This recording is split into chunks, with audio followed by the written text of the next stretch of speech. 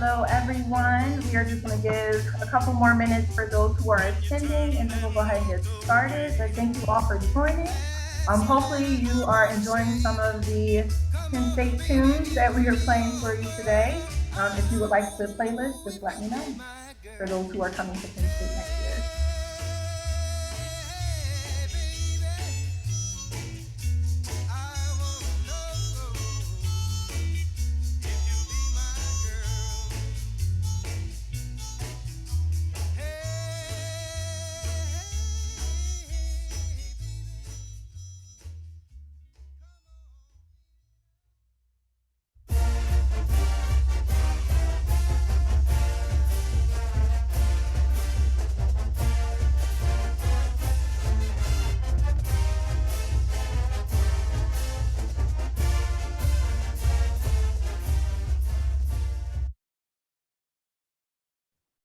All right, we are going to go ahead and get started. I don't want to waste too much of anyone's time today. So we have a really good program for you all, and I'm so excited to connect you all to our alumni who are here to answer some of the questions that you have. So first, my name is Chantal Harley. I'm the recruiting manager for the College of the Liberal Arts. If you've attended an accepted student program, spend a summer day, or scheduled a virtual appointment or in-person appointment, it was with me. So hopefully, you're not going to hear too much of the same information, but some confirming information today. And if this is your first time, welcome. First, I want to congratulate those who have accepted their offer to Penn State. This session was originally intended for incoming first-year students, but we're also opening up to prospective students as well. So if you are planning to apply to Penn State in August or want to attend Penn State in the future, welcome. I'm so excited to connect you to our alum so you can ask some of your questions. Before we get started, I do want to make sure that you all know that even if you did or didn't send in questions earlier or did send in questions, you can still send in your questions throughout the presentation or throughout the event. So next, I'm going to go ahead and introduce our panelists today.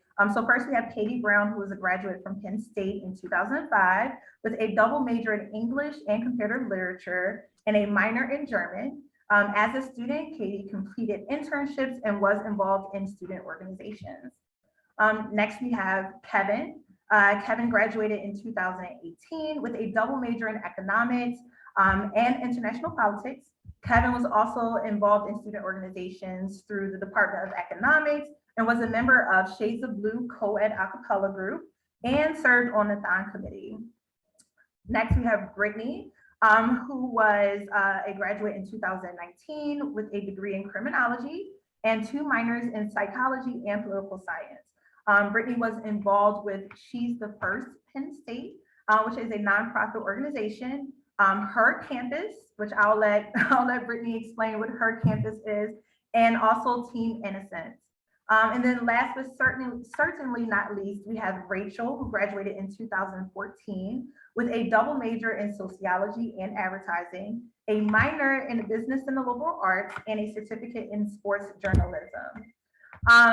Rachel was a Paternal Fellow student and interned with Penn State Athletics, Comcast Sportsnet, and Teach for America. So those are our panelists for today. So I'm really excited for you to ask some of those questions that you have. We did have some questions again submitted, so I'll start off with those questions, but welcome to our panelists. I'm really excited to talk to you all. Does anyone have anything to say before we get started? Just congratulations to everybody.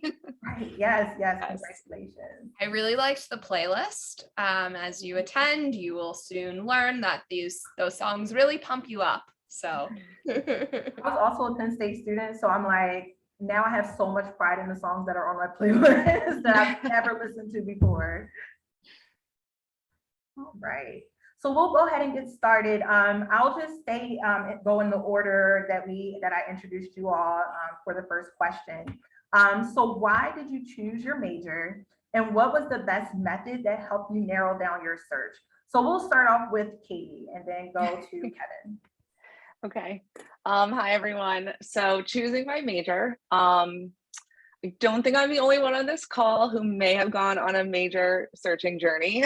So I actually came in as a German education student, and then decided that I was going to be in journalism and then advertising. And then I landed in English. I knew I wanted to write, and added on comparative literature there. And I really just found it as I I knew I wanted to be in the liberal arts area. And as soon as I started taking some of my general education classes, I was introduced to things that I really hadn't considered before. So it's part of the beauty of Penn State is that you asked me today, I still don't know what I want to be when I grow up, but there's just so much opportunity and ability to make those decisions and switch. And a lot of it is, a lot of the credits will, in my experience, I was able to carry through. And so yeah, that's basically just learned my way into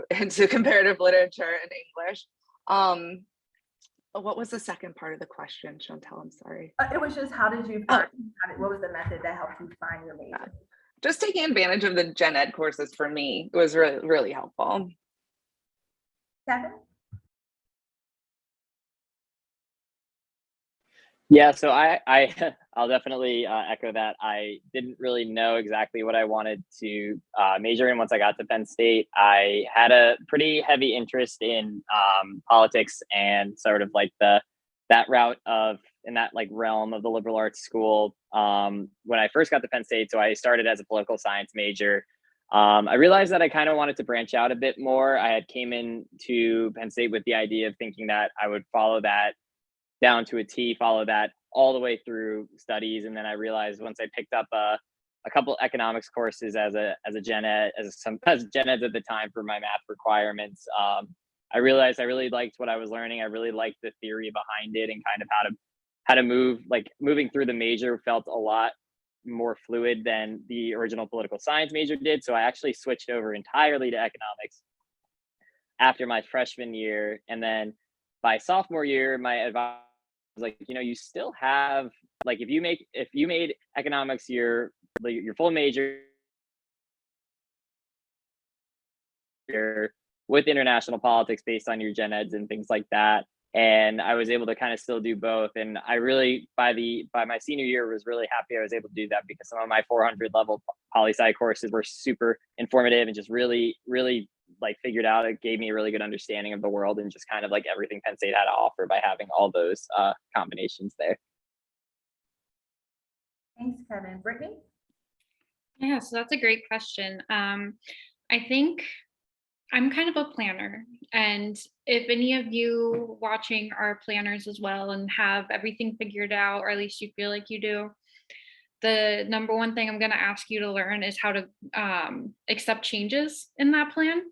But that's a side note. I knew I wanted to go into some kind of helping profession, so I knew criminology was going to be my minor. What it looked like for me going into that sort of helping profession really changed over the course of my 4 years at Penn State, and that was really through the help of my minors, actually. For a while when I started, I kind of thought I wanted to go into law enforcement to help people, and then I realized, that actually isn't the right fit for me. But I still have this interest in sort of why certain things happen to people and all of this stuff. So adding on psychology and political science as my minors was really beneficial to me in exploring different career paths. Rachel? All right. Yeah. Echoing everyone's sentiments. I definitely didn't know what I wanted to do, but I ultimately wanted to go to a school that was big enough where somehow I could figure it out. And I think I knew more of what I didn't want to do than what I did. I was like, stay away from science, engineering, like that scared me. And so it kind of left me, I liked liberal arts, communications, business. How do I put them all together? Still didn't know. I didn't want to go undecided. The liberal arts, communications, arts, and science, I was like, that sounds pretty general communication. Let me start there. I'll figure it out. And I quickly learned about the Paterno Fellows program in the liberal arts. My graduating year is actually the first year that they did that. And it was a way through the liberal arts to get into the honors college, which as someone who got rejected from the honors college in high school, I was like, joke's on you, I'm going to get in. So I knew I wanted to keep something there. And I think I took a sociology class and just really liked it. I didn't know where it would lead, but I liked learning about people. I'm a social person. And I had an interest in journalism. So I spent about half of college as a broadcast journalism major as well, because as you'll come to learn, it's pretty easy to mesh different schools and programs. And literally scheduling classes for junior year, I realized, is this really what I want to do? I don't know. This is spring semester sophomore year. I kind of had this epiphany and tried to figure out where my credits could align and found advertising. And so what was nice was that there's a lot of relation between advertising, which was about brands, sociology would be about people. There's a lot of synergy there. So between that, and I'd also picked up a business in the liberal arts minor, which was my way to have business, but without fully going into SMEAL. And then I learned that there was actually a Curley Center for Sports Journalism after I'd switched journalism, but met all the basic requirements for it because I spent half of college doing it. So somehow I figured out in 4 years how to make that all make sense. Did I know what I was doing? No, but I ended up taking classes from 3 different colleges in the honors college. I completed a thesis related to sociology and can kind of say my career relates to everything I'm doing in bits. So yeah, it just a lot of trial and error, but in the end, looking back, it all makes sense and I'm grateful for it. I always like asking that question because a lot of people think that you come into college knowing exactly what you're going to do for the rest of your life and that you stay on that plan and that track and everything works out and everything is rainbow. But there's always, like you said, Brittany, you have to remain flexible. And Katie, you brought up the general education courses that help you to really find what it is that you want to do. And Rachel, having that large school where you're able to maneuver through different academic colleges and really figure out what it is that you want to do and how you can bring all of those together is really, really important. And then Kevin, you talked about switching your major. We have a lot of students who switch majors because Penn State has over 300 majors. Liberal arts has about 50 if you count our options. You're never going to know everything before you get here. So having that flexibility and also you being flexible definitely makes it really, I would say a little bit easier for you to navigate Penn State. And of course, you're going to have an academic advisor. So definitely talk to them about what it is that you're interested in doing, how your interests could be aligned with a major or a couple of majors. We get a lot of students who are interested in very specific things but don't know what to do, or they're interested in specific majors and don't know what to do. So your advisor is definitely going to be a great help. So thank you all for that. So the next question is more about studying. For me personally, as a high school student, I could not study the same way I studied in high school as I did in college. So the next question is, what are some good study habits you obtained while you were at school? And I'll start with Katie again. Okay. Number one was coffee, but I'm still drinking that now at 7 o'clock at night. So maybe not too much coffee. It was more about time management. And I know depending on your major, for me, there was a lot of reading and writing. I didn't, after my first probably 3 semesters, I don't think I took another exam. It was more reading and writing. So it really was more managing my time. And I have carried that almost as much as anything else I've learned throughout my career.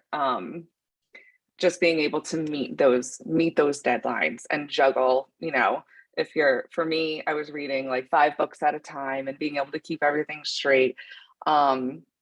I am to this day, I'm also a ferocious note taker. So if you figure out the best way to take notes in any class, for me, we weren't carrying laptops around with us. So I think I'm still suffering, like my hand still hurts from college, but I just find an organizational and time management process that works for you.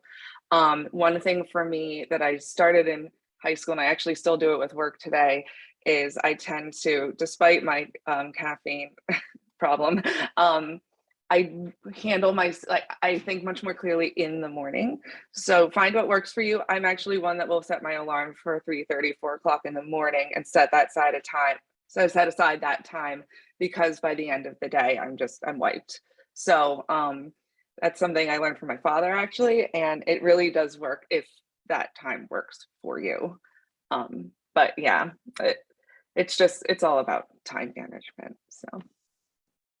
Thank you. I'm gonna say I was the one, I couldn't do anything in the morning, but I knew I needed 8 hours of sleep.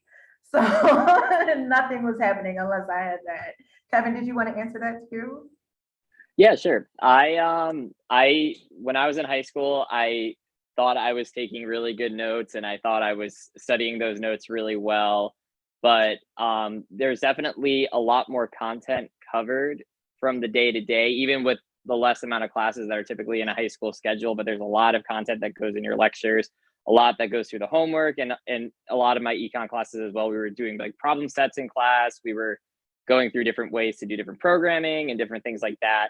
And I realized really quickly that I was taking notes in class, I was paying attention, but I wasn't able to apply it back as well as I was in high school. So what really helped me out was once I got a break in between my classes throughout the day, was instead of like going right to my phone or going to play video games with my roommates or something like that, I would take 15 to 30 minutes to just read what I wrote down. It might not even be applying it to anything or applying it to any like homework set at the time, but it was just, okay, can I recall that information in the short term? So then when I go and look at this at nighttime, when I'm going to go study or when I'm going to go write that paper or do that problem set, I was able to kind of apply it a bit better just by the sort of repetition of it. That was probably the biggest change up for me from high school to college that really helped me out. Thank you. Rachel, you're unmuted. You can go next.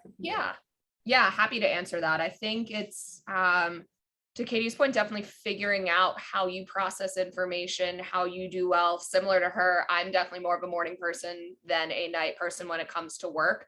I don't think I ever did an academic all-nighter. I was like, yeah, I'll wake up at 7, 8 in the morning, but I need my sleep. I actually don't drink coffee. Fun fact, I just don't really like the taste. So I like energy, and food is really what gets me going. I think I also kind of learned how I process information. I'm much more of a visual learner versus hearing it by audio. Maybe a reason why I switched out of broadcast journalism into advertising, maybe. I took advantage of resources either on campus, downtown.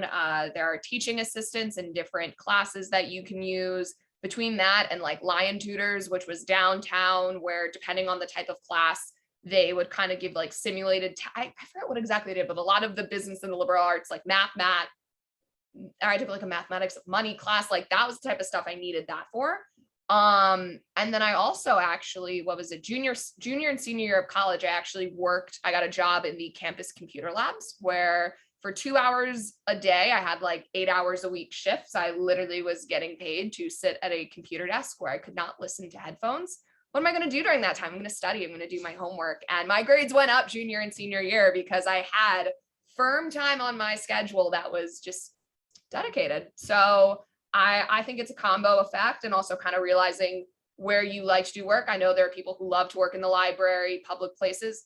I don't like doing that. I'm much better in my apartment, like wrapped up in a blanket, like on my couch or in my bed or something, versus in the library. I don't think I ever did work in the library. It just wasn't me, but there are some people who love it. And so it's really just figuring out, because now you have access to so many different places, like how do you like to work? How do you process information? When do you process information? And when do you need to seek external help, which in my business classes, that's where I needed it. So. Thank you. Brittany? Yeah, so I was actually homeschooled up until my senior year of high school. So going to Penn State, I really had to learn how to study. I didn't have to relearn it. I just kind of had to learn it. Opposite of Rachel, I actually learned that I really thrived in public settings. Like if I was studying in not so much to the library usually, but I found, here's a pro tip to some of you, the engineering lounge and the Starbucks by the Noodles and Company was like perfect atmosphere for me for whatever reason.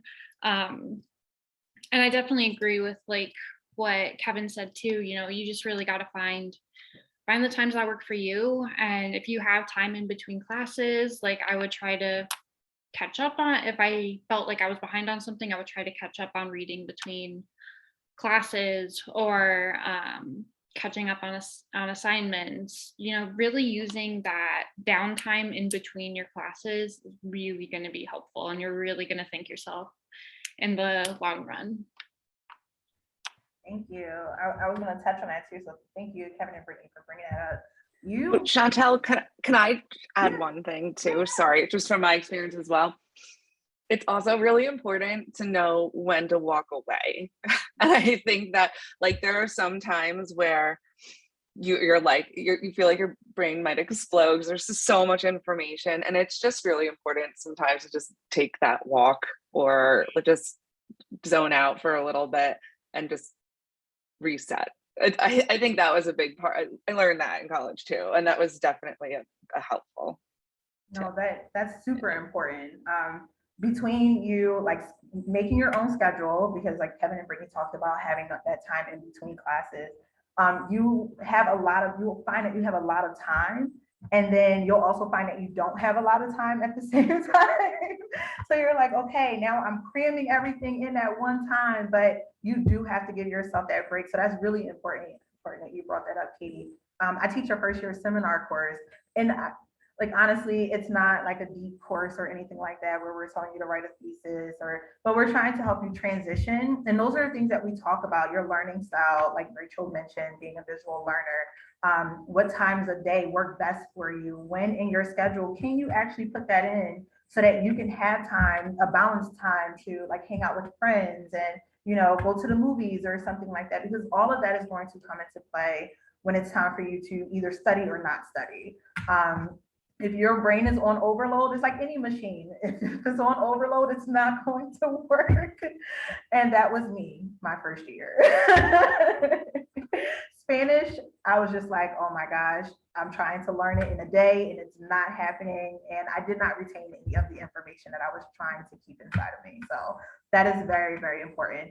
I would say my advice on that for you all, I don't want any of this to like scare you to say, oh, I got to figure all of this out soon. You have to give yourself some grace. You're not going to step onto campus and be a professional studier. It doesn't work that way. You're going to figure out what works for you. Professors are different, classes are different, teaching styles are different. So you're going to figure out what will work best for you once you're here. So give yourself some grace too. We have Penn State Learning that has different sessions that will teach you how to study, what habits it is that you may want to obtain for those, you know, exams that you're going to have, or maybe you're doing more papers like Katie was doing later on, and there's also a writing lab to help you with that too. So you're going to have the support, so do not stress. It's going to be okay.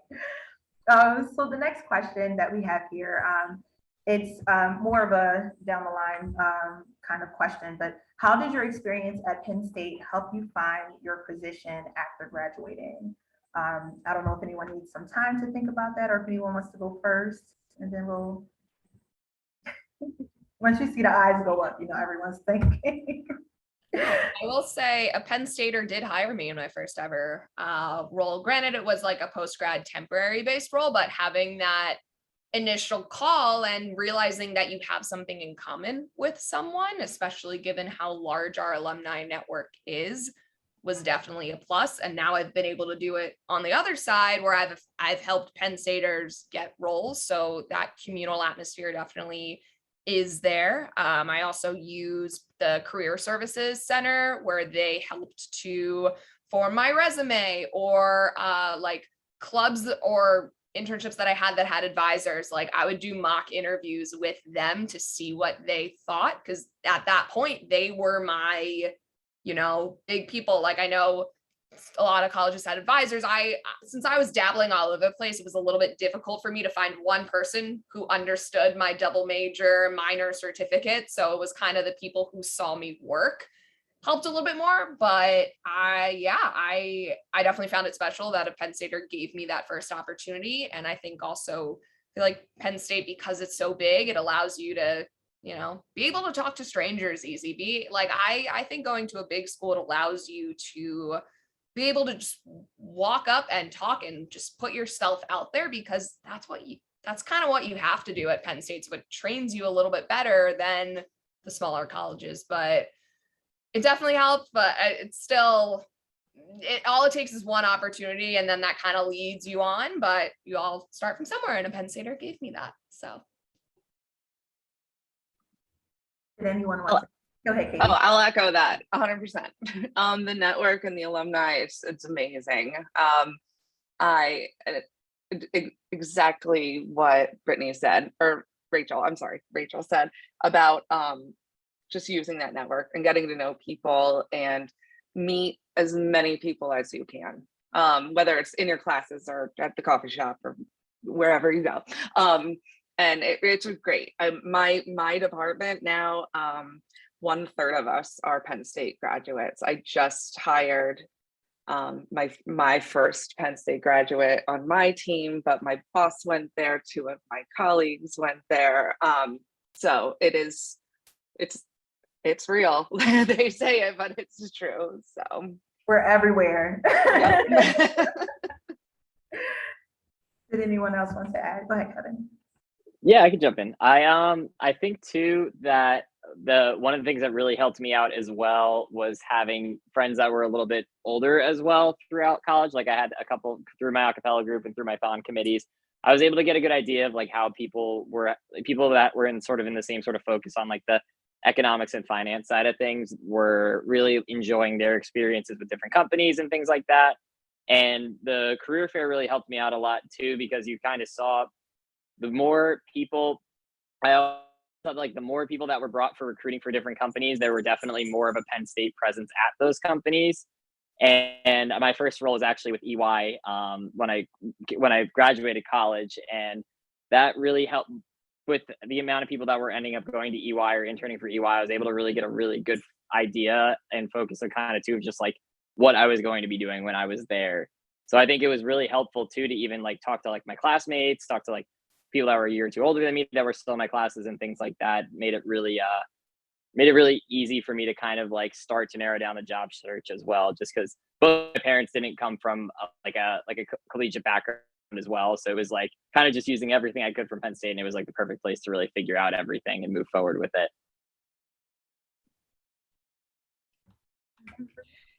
Yeah, I definitely agree with Kevin. I had a lot of my friends were upperclassmen or older than me, and it was really helpful to kind of watch them go through all of their trial and errors so that I kind of knew what to expect at least. I think one thing I'd really recommend doing is, Penn State and especially the College of Liberal Arts, they offer so many different programs and opportunities that allow students to connect with people in the field, people doing interesting and important things. And something I really struggled with for around my junior year was figuring out, I have this passion, I know kind of what I want to do, but I have also no idea what that looks like or what that actually means for my future. And by attending different like luncheons and speaking events and just a bunch of different things, I was able to talk to people who are doing the work and were able to help kind of give me some perspectives that I wouldn't have gotten otherwise. And that was really valuable to me. Thank you. So Brittany, this next question is for you. So what are some examples of the things that you learn in the criminology program or psychology? Yeah, so I learned a lot. I think my favorite thing that really drew me to the programs was that you're not just like learning about what crime is, you're not learning about like you're learning about, what causes people to do these things, what puts someone in that situation, what kind of policies have created an environment where they felt they had no choice but to do this, or where they felt like they could do this. But the same with like on the side of whoever is the victim of a crime, you get to learn about how that really, being a victim of a crime, impacts you as a person, both mentally and physically. You get to learn about how different societal factors may lead you to that space. And that was really what I was super interested in and focused on. And that's one of the biggest, and I'm not being specific because it's when you go into liberal arts, a lot of it's going to be theory and concepts, and not a lot of it's going to always be specific, and that's okay. But I think that's one of the biggest things I really, really learned and really enjoyed learning about. Thank you. So I'm going to read off the next question, but if anyone else has questions, please feel free to put it in Q&A. So next question, I believe everyone here has done an internship, but I'm not sure about study abroad. So the question is, did you do a study abroad or internship? What was it? And were you happy with the opportunity, with that opportunity? So I'll go backwards. I'll start with Brittany and then Rachel. Yeah, so I had 3 internships. The first 2 I found through the College of Communications, Washington, D.C. program, actually. And it was really, I was the only liberal arts student there, but I spoke to a lot of liberal arts alumni through the program. So don't be afraid. That's my other side note, is don't be afraid to look at programs in other colleges. It was a super valuable program, and I ended up interning as a development intern, so fundraising and relationship building, with the Rape, Abuse, and Incest National Network, or RAIN, which runs the largest sexual violence hotline in the country. At the same time, I was interning as a shelter intern at a domestic violence shelter in DC, and that was cool because it's weird to say it's cool when I'm talking about violence, right? But it was interesting because I was getting both very hands-on experience, but also some of that office and like professional experience that I was really yearning for. So it was like 2 sides of a very big coin. And I was also an administrative intern at Center Helps, which is a local agency in the State College area that they operate a suicide hotline and they do a bunch of different things to help community members. And I got to, help people access the food bank and get counseling that they needed. It was a lot of very varied experience. That was really cool. So. And then, going off of that, I had like several internships and positions. I don't know if I have a firm number, but we're just going to ramble some of them off and see where it goes. I will say with study abroad, I think I would have loved to have done it, but switching my major halfway through, I was taking a full course load to be able to graduate within 4 years. And I was also like, I wanted to do so many things at Penn State. I couldn't really think separately and also figure out how to make it all work. Would have still loved to, just wasn't necessarily in the cards. But internship wise, I don't think I knew what the word internship meant until maybe like end of sophomore year, but I do think that while I'll talk about internships, having like positions within student organizations is also super important and valid.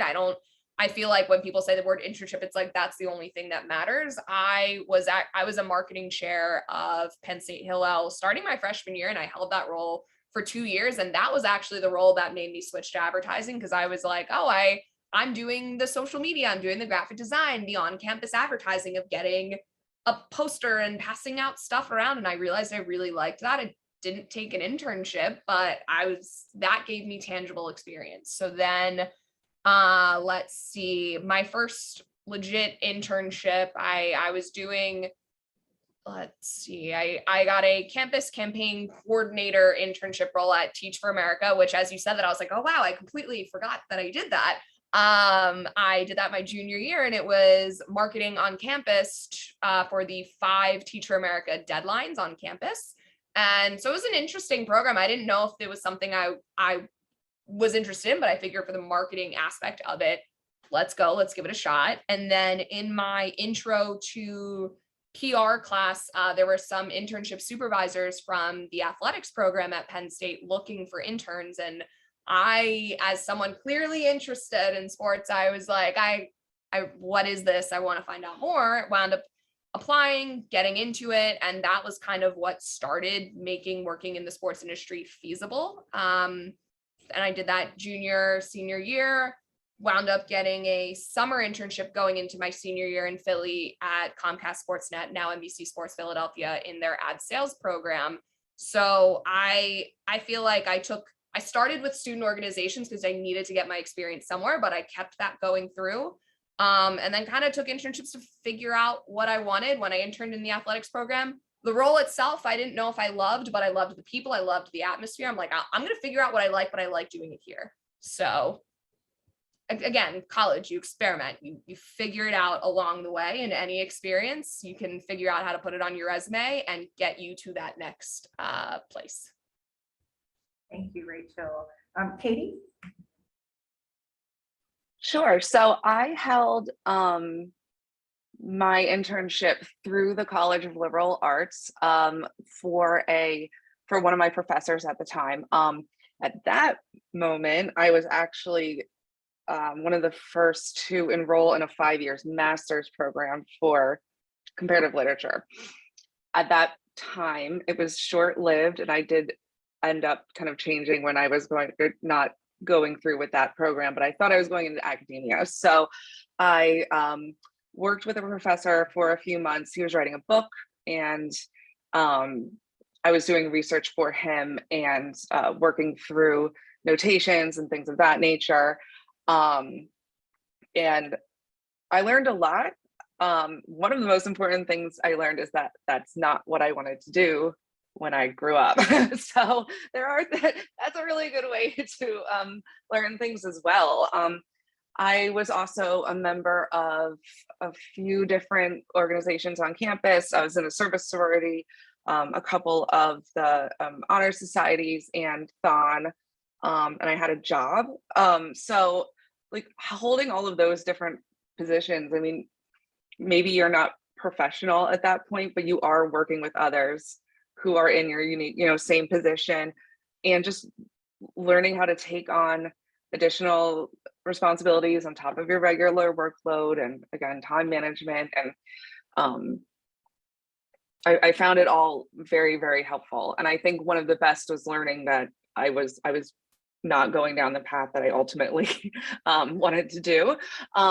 Another thing, and what I would suggest, if I could go back again, is depending on your major, do as many internships as you'd like, but or as you can or have the ability to, but try to do it in different industries. Because I have found that I've worked in 3 major different industries, and once with the way that we learn in the liberal arts college, once you get into an industry you like, you can almost craft your career in that. But just find a place you want to be, and then if you try hard enough and advocate for yourself, you can make your own career in that space. So just experiment for sure. Thank you, Kevin. I think it's Kevin, do you have any did you have anything to add for that? Technical difficulties.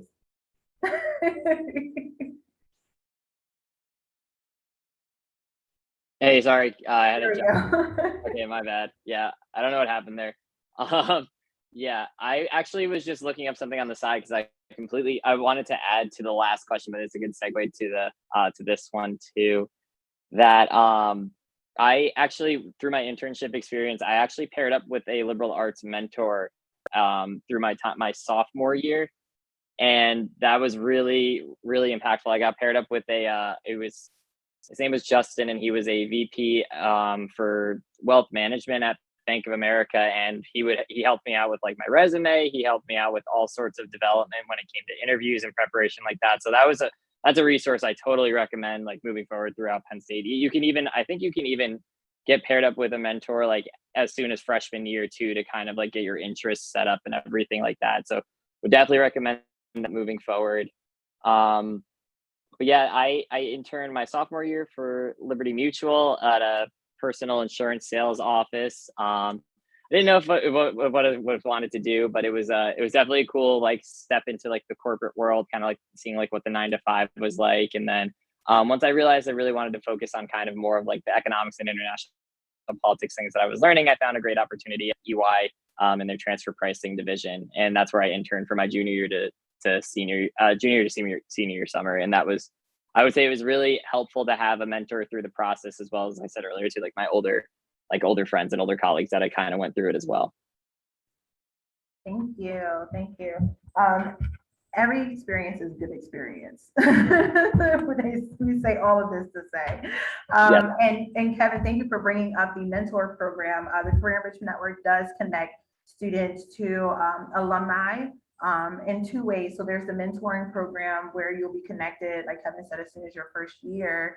And you're building that connection, that network with someone who's in the field that you're interested in, or in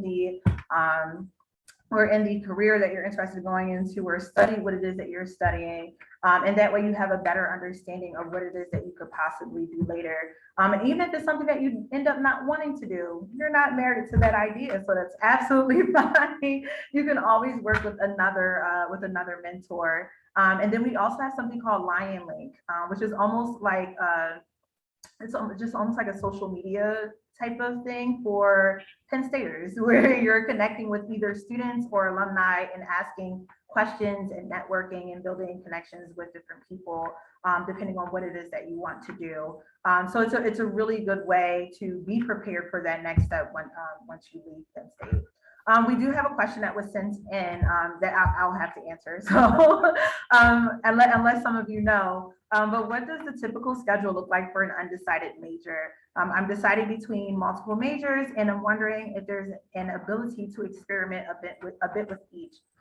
So yeah, there is opportunity and flexibility for you to experiment between the majors that you're interested in. Katie mentioned those general education courses earlier, which is really going to help you if you are undecided.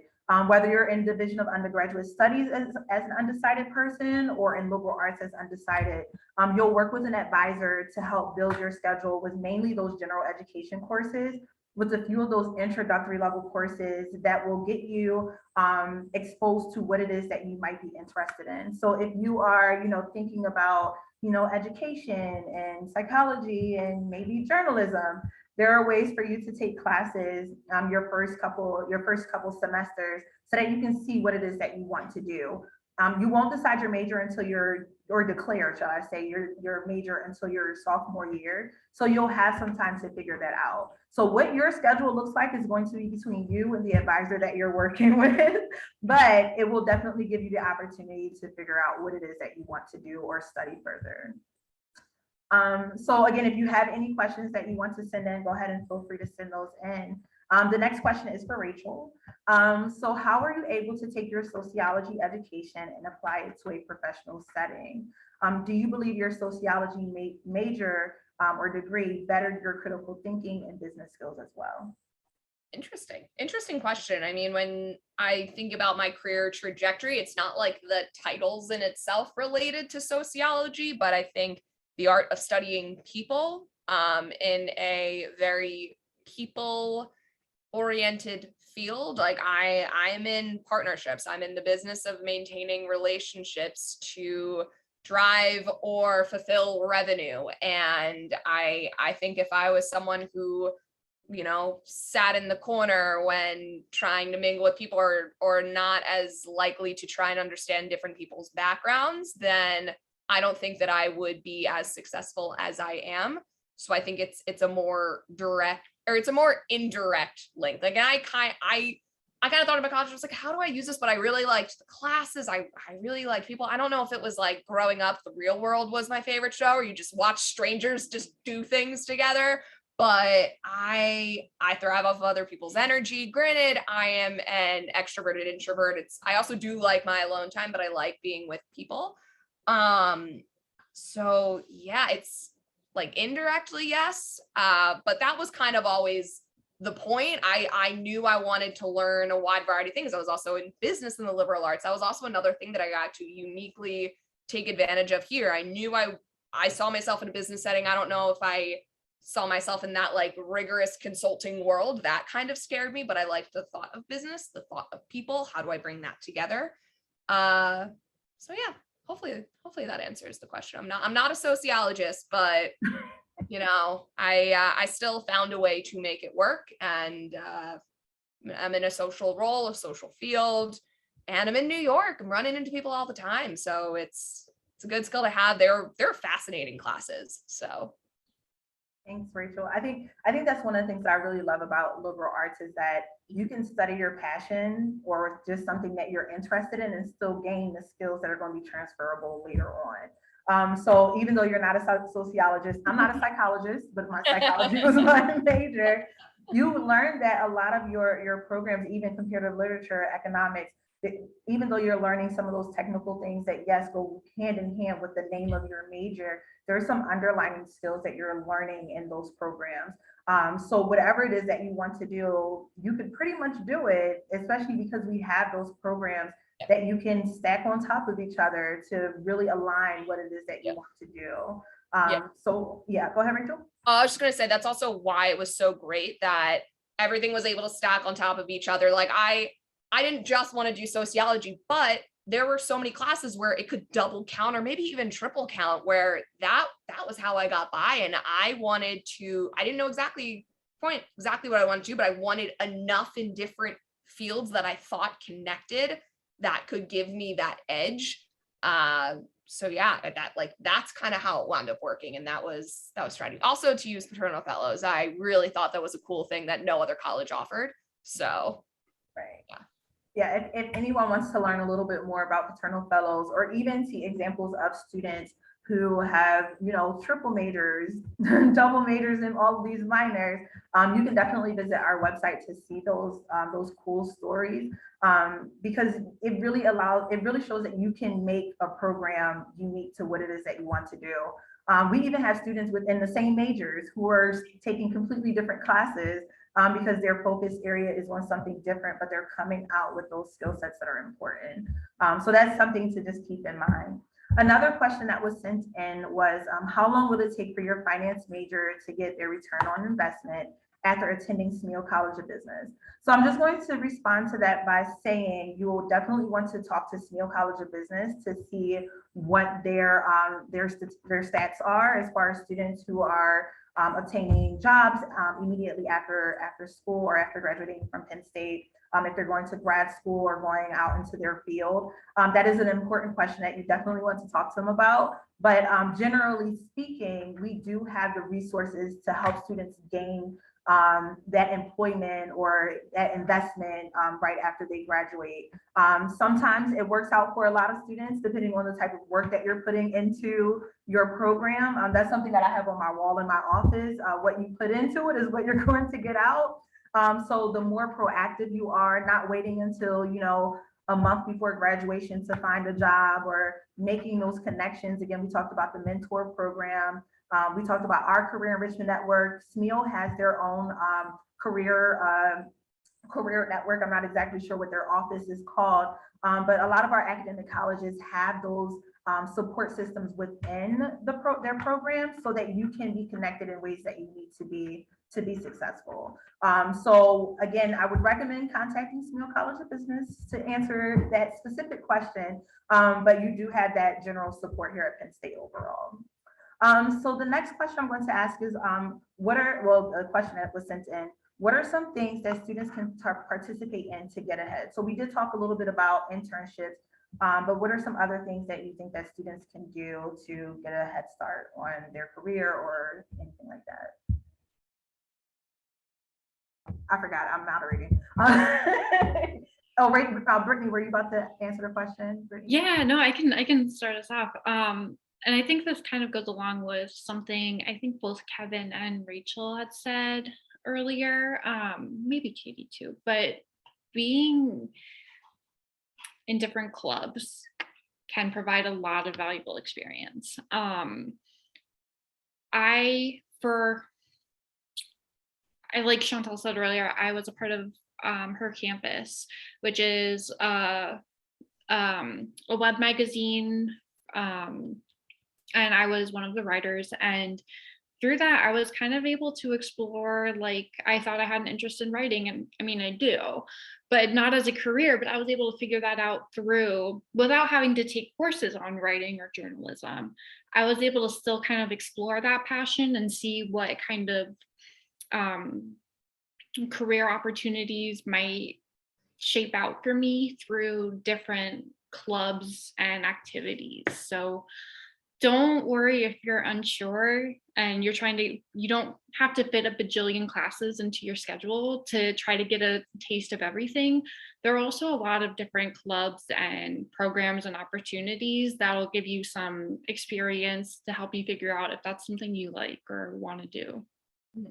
Yeah. And then going off of that, I think what's especially cooler now that maybe we didn't, or I at least didn't have as much advantage of, like how many years I started as a freshman at Penn State. A lot of these clubs that you're talking about have social media channels where members or whoever's involved are actively posting about it now. You're curious about what's going on, see what they did this past spring semester, see if that's something you're interested in. And like, granted, while that's not a tangible check, it's you're doing some research now, stalking, whatever it may be, and you're exposing to yourself to what you think you could like. Granted, to that same token, I don't want you to think that what you see on that channel social media is the ultimate representation of what that can be for you, but it can give you a taste. It can see what activity, what meetings they're hosting, who's coming, what events do they have, and kind of go from there. I mean, I don't think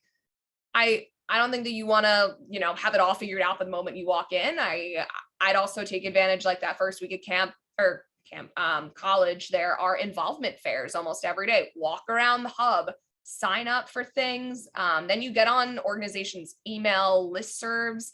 I was on so many of them. Did I do everything? No, but I liked to see what was going on. Granted, back in my day, I sound ancient, but that was one of the more primary ways to communicate versus an Instagram feed, Twitter, yada, yada, yada. But just kind of there's more out there. Do your research to see what students like you could be doing. But again, that's just social media. Don't take it 100% for what it is. So.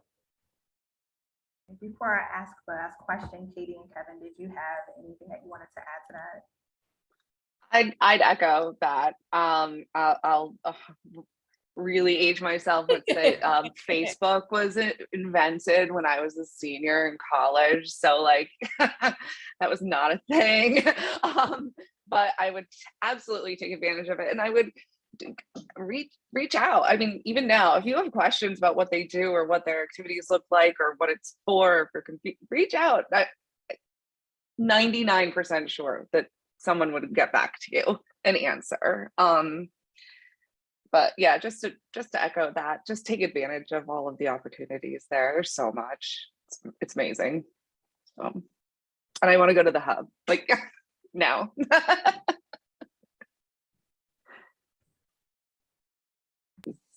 Yeah, I would say too that I'd say probably it's kind of funny too. It's like I would definitely try and like go to different things at the involvement fair that are of your at the time that you go, like could be like something to do with like your professional interests. But I would say too, some of the strongest and like the most authentic connections that kind of really helped me like through like sort of like the professional environment and things like that were like my was my acapella group. Like there were a lot of people that were older in my group. I came in as a freshman. They had already 2-3 years of experience, but I would say like it's funny because it was like I joined the group to make music and make friends, and like I now have a network of like their friends and things like that. So I would say too, sometimes the most indirect, like following what you want to do will will bring you like the resources that you need, or you might be not even looking for at the time. So definitely would say that too. Thank you. All right, so we're coming up to our last question, and then we're going to conclude the event. But I usually like to end with some advice that you may have for our students who will be starting in the fall or in the summer. So we'll start with Katie, then go to Kevin, and then Brittany, and then Rachel. I've said this every time, but just take advantage of all the opportunities there. Penn State's such an amazing school, no matter what campus. There's so many people and organizations and majors and minors, and it's just take the opportunities to ask as many questions as you can, to say hi to as many people as you can. Take advantage of everyone who's there to help you, and also just have fun. You can have a lot of fun while you're working very, very hard. It's just it's just the best. So yeah, just take advantage of everything that's around you, and the alumni network. Even now, as an incoming student, there's so many hundreds and hundreds of thousands of people who have been in your shoes and will answer any questions that you have. Yeah, I would definitely say that it all will come together. Like, I could definitely remember being like so unsure of like going into my poli-sci classes and like my Spanish classes in the beginning of freshman year, and just not knowing what I wanted to do, or not knowing like how to really navigate the space, like knowing like I wasn't doing as well as tests and things like that. But I would say like my main advice would be to definitely like utilize the like professor's office hours, regardless of what you're reading on like Rate My Professor or things like that. Like, there are teacher assistants and learning assistants, like even within those classes, that want you to succeed, even if it doesn't seem like sometimes that like it might be a really hard test, and like the professor may not look that way, but they really do want you to succeed and really want you to understand the material. So I would utilize your office hours, or even like shoot professors emails if you need to, like things like that. But I would also say to definitely take the time to enjoy being on whatever campus, Penn State campus it may be, because it's definitely something you'll look back on, for sure, as you go through your day to day. So it definitely was a really good experience. So yeah.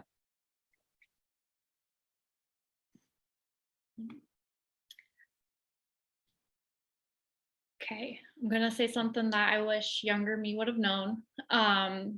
In addition to what Kevin and Katie have already said, and I'm sure I will agree with Rachel, whatever she says as well. Don't be afraid to not have the answers, and don't be afraid to ask for help if you need the answers.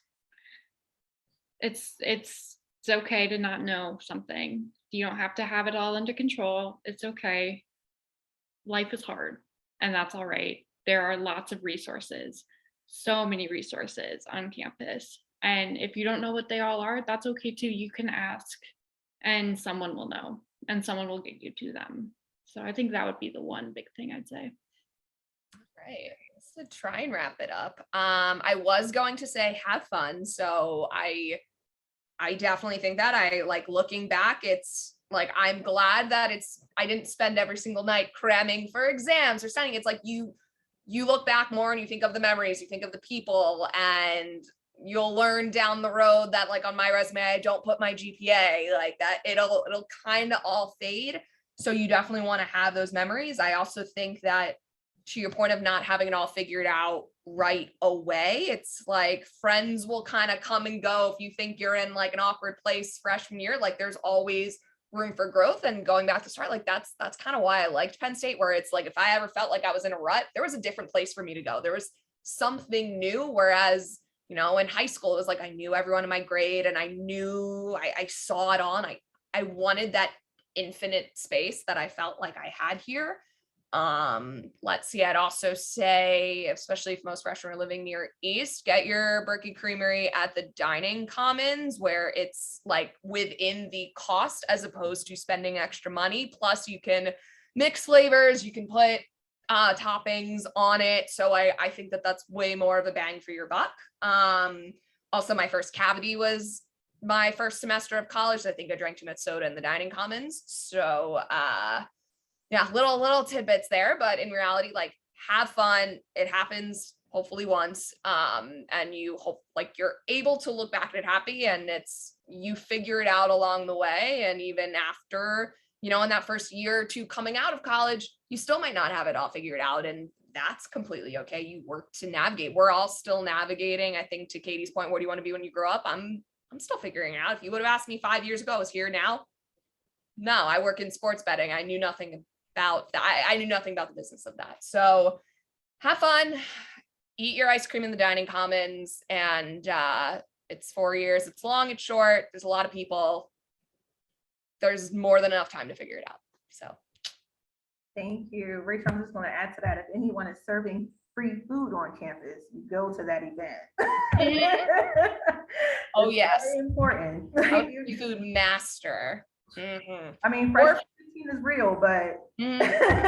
Or if you get a job on campus in food, I think what sophomore year I worked at, it's not the Mix anymore, but it's in Pollock. It was that sandwich shop. I got food all the time, but I had to I didn't have enough time to study, so I needed to figure out a job where I could study. So I ended up at the computer labs. But that sophomore year, I made a lot of sandwiches for free. So. Well, thank you all so much for joining us today. And thank you attendees for being here and sending in your questions. They were really good questions. If you want to participate in our future panels, I am putting that in I just put it to Holston. There we go, to everyone. So I'm putting the link in the chat feature for you all to access if you would like to register for any upcoming events this week. That's Wednesday and Friday at 6:30. They're still virtual, but all of our alumni have had unique experiences, and being able to have access to them before you're even here is a pretty big deal. So feel free to join and ask whatever questions you have. That is all the time that we have today. I do have another question. A semi question. I would advise new students to push and fulfill requirements for the final completion of the course. Oh, there's someone else giving some advice. A step at a time, but all of them surround themselves with conscientious people and ask lecturers and tutors where they need help. Okay, yes, so that's really good advice. Thank you. So you all please have a wonderful, wonderful evening. Thank you again to our panelists who are here. I'm so excited that you were able to join us and answer some questions, and I look forward to seeing you all in the future. Have a good one, everyone. Thank you again. Thank you. We are. Thank you.